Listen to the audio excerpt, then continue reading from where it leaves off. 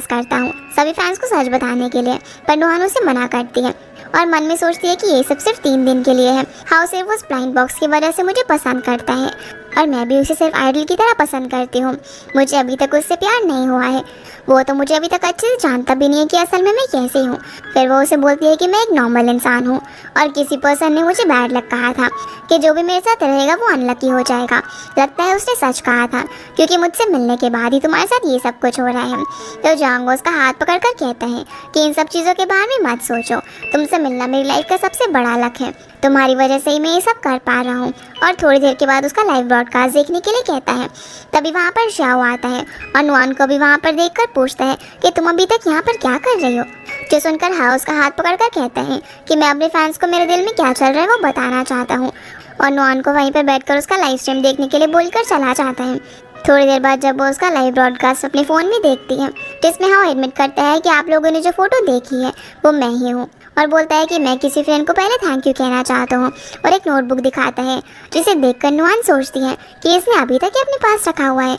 हाओ फिर सभी लोगों को बताता है कि ये नोटबुक उसे तब मिली थी जब वो एक ट्रेनी था। वो काफ़ी ज़्यादा मेहनत कर रहा था अपने ड्रीम्स के लिए, पर उसे रिजल्ट्स बिल्कुल नहीं मिल रहे थे। जिस वक्त वो गिव अप करने वाला था ये सोचकर कि वो सक्सेसफुल नहीं हो सकता, तभी नुआन ने उसे एक नोटबुक दी होती है जिसमें उसने उसकी काफ़ी सारी फ़ोटोज़ लगाई हुई थी और उसकी मोटिवेशन के लिए काफ़ी अच्छी बातें लिखी होती हैं, जो देखकर वो अपना माइंड बदल लेता है और बोलता है कि जो लोग मुझे सपोर्ट करते हैं मैं उन्हें डिसअपॉइंट नहीं कर सकता। और ब्रॉडकास्ट में इस फ्रेंड को थैंक यू कहता है, जिसे देखकर नुआन इमोशनल होकर कहती है कि मैं किसी के लिए लक लेकर आ सकती हूँ, और याद करती है कि उस टाइम को जब उसने उसके लिए वो नोटबुक बनाई थी। फिर जब ये दोनों कार में होते हैं तो नुआन सोच रही होती है कि मैं इसे डेट करने का ट्राई कर सकती हूँ, और दोनों कंपनी में जाते हैं। चाशियाओ जियांग हाओ से कहता है कि जब मैं भी एक बैंड में था तो मुझे लगता था कि मेरे पास कोई भी फ्रीडम नहीं है, मैं ना ही किसी से अच्छे से मिल सकता हूँ ना ही डेट कर सकता हूँ। तुम्हारी तरह मुझे प्रोटेक्ट करने के लिए मेरे पास उस वक्त लोग नहीं थे, और तुमने आज जो भी किया है उसके कॉन्सिक्वेंसेस तुम्हें फेस करने पड़ेंगे। वो उसे अब यहाँ पर उसे बताने लग जाता है कि कैसे उसके बैंड में उन लोगों के थॉट्स नहीं मिल रहे थे, जिसकी वजह से वो डिसबैंड हो गया। ये बताते हुए वो थोड़ा सैड होता है और उसे समझाता है कि ये तुम्हारा ड्रीम है, तुम्हें किसी भी चीज़ को इसके बीच में नहीं आने देना चाहिए और अपने ड्रीम को नहीं छोड़ना चाहिए, क्योंकि हर किसी को तुम्हारे जैसे लक और अपॉर्चुनिटी नहीं मिलती। वो उसे बोलता है कि जो भी तुमने ब्रॉडकास्ट में इस लड़की के लिए कहा है उसका कॉन्सिक्वेंसेस हम साथ में फेस करेंगे।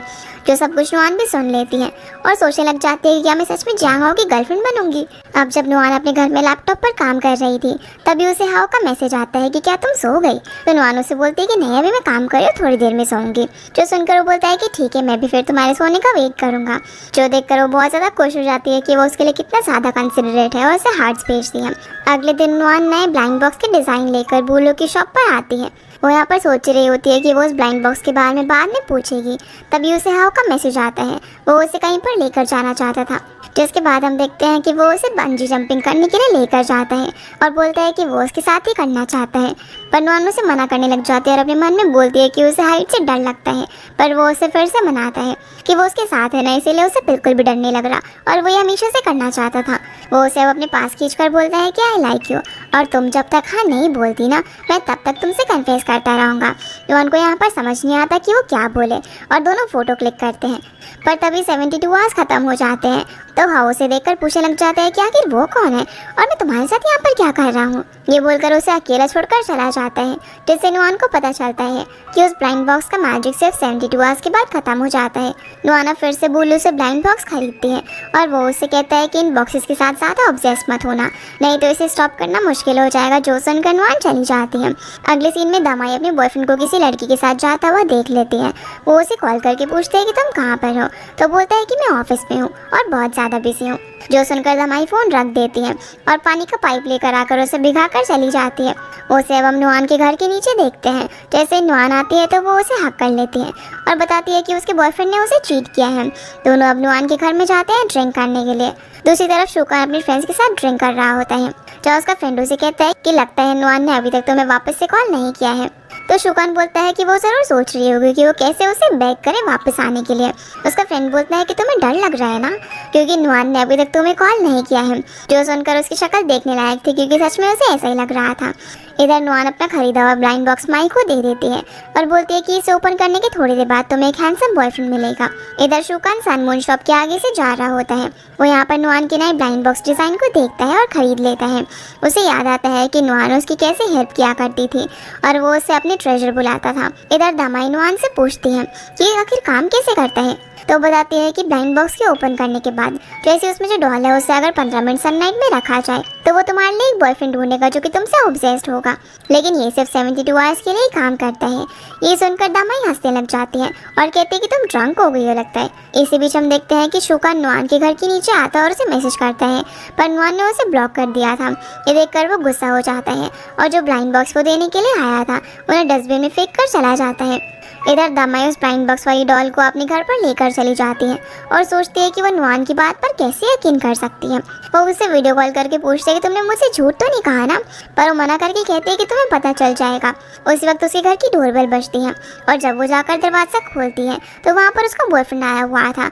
वो उसे माफ़ी मांगता है कि वो ब्लाइंड हो गया था कि उसने उसके साथ ऐसा किया, जो देखकर दमाई काउच पर बैठकर हंसते हुए कहती है कि लगता है ये सब उस बॉक्स की वजह से हुआ है, और कहती है कि मुझे पता है तुम ये सब क्यों कर रहे हो, ये सिर्फ 72 आवर्स ही चलने वाला है। जब वो उसे मनाने के लिए उसके पैर वगैरह दबाने लग जाता है। ये देखकर बाद में दमाई नुआन को बताती है कि इस मैजिकल बॉक्स की वजह से मेरा एक्स ही मेरा बॉयफ्रेंड बनकर आया है और बार बार मुझसे माफ़ी मांग रहा है, तो अब मैं उससे रिवेंज लूँगी। सीना वापस से शुकान पर आता है जो कि घर में आकर अपने और नुआन के मूवमेंट्स को याद करता है और उसे मैसेज करता है कि उसे उससे कुछ बात करनी है। पर नुआन जैसे ही उठती है तो देखती है कि उसका फ़ोन रात भर चार्ज ही नहीं हुआ था, जिसकी वजह से उसका अलार्म नहीं बजता और वो ऑफिस के लिए लेट हो रही थी। इसलिए वो उसका मैसेज देखे बिना ही फटाफट से ऑफिस के लिए निकल जाती है। इधर दमाई का बॉयफ्रेंड उसके लिए ब्रेकफास्ट लेकर आता है, जहाँ पर वो अभी भी यही सोच रही थी कि ये सब उस ब्लाइंड बॉक्स की वजह से हुआ है। वहीं नुआन जैसे ऑफिस पहुँचती है तो उसे पता चलता है कि उसके ग्रुप के लोगों के साथ आज एक मीटिंग चल रही है। इसलिए नुआन सॉरी बोलकर फटाफट से मीटिंग में आ जाती है क्योंकि वो लेट हो गई थी। जब मीटिंग खत्म होने के बाद उसके बॉस उसे अकेला रोककर कहते हैं कि वीकेंड पर मेरी बेटी के साथ ब्यूटी सैलून में जाना, मेरे पेरेंट्स आए हुए हैं तो मैं उसके साथ नहीं जा सकता, और उसे ये भी बोलता है कि तुम्हें हुआ जिमिंग का ब्लाइंड बॉक्स के लिए इंटरव्यू लेना होगा। इसलिए नुआन अब अपने डेस्क पर जाकर जिमिंग की सारी इन्फॉर्मेशन निकालती है कि वो 29 ईयर्स का है और वो एयरलाइंस का सबसे यंगेस्ट कैप्टन है। अब हम जैसे जिमिंग को देखते हैं तो वो सच में बहुत ही ज़्यादा हैंडसम होता है। जिसके बाद हम दमाई को देखते हैं, वो अपने बॉयफ्रेंड को जो भी बोलती है वो सब कुछ कर रहा था, पर इसी बीच वो उसे फेवर मांगता है बताने के लिए कि उसकी ओरिजिनल कॉमिक जो यहाँ पर वो छोड़कर गया था वो कहाँ पर है, तो वो उन्हें लेकर आ जाती है। जिसे लेकर वो कहता है कि मैं इसे यहाँ पर लेने के लिए आया था, ये बहुत ही ज़्यादा वैल्यूएबल है। जो देखकर दमाई बोलती है कि मतलब तुम मेरे ब्लाइंड बॉक्स वाले बॉयफ्रेंड नहीं हो, और गुस्से में उसकी कॉमिक फेंकते हुए उसे यहाँ से भगा देती है। वो सोचती है कि भला इस इंसान को मैं माफ़ करने के बारे में कैसे सोच सकती हूँ, और मैं भी बेवकूफ़ हूँ जो कि मैंने नुआन की बात पर यकीन किया। अगले सीन में नुआन अब जिमिंग का इंटरव्यू लेने के लिए जाती है, जहाँ पर वो उसके सभी सवालों के जवाब बहुत ही अच्छे से दे रहा था। जब नुआन उससे पूछते हैं कि उसकी आइडियल टाइप की लड़की कैसी होगी, तो वो सिर्फ उसे देखकर हंसता रहता है, जिसे देखकर उसे लगता है कि वो इसका आंसर नहीं देना चाहता होगा। इसलिए वो उससे अगला सवाल पूछने वाली थी, पर यहाँ पर वो उसे बोल देता है कि जिस लड़की को वो पसंद करता है वही उसकी आइडियल टाइप है।